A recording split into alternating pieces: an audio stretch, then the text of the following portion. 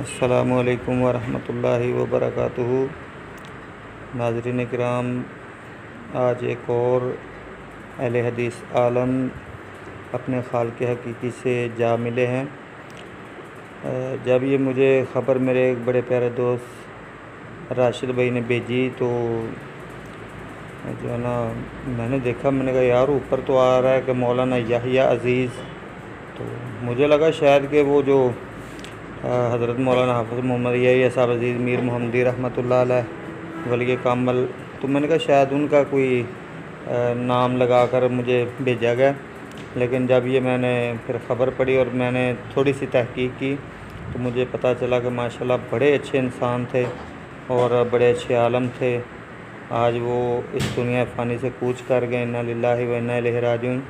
अल्लाह पाक उनके दर्जात बुलंद फरमाए और अल्लाह पाक लवाहिकीन को सब्र जमील अता फ़रमाए। अस्सलामु अलैकुम वरहमतुल्लाहि वबरकातुहू।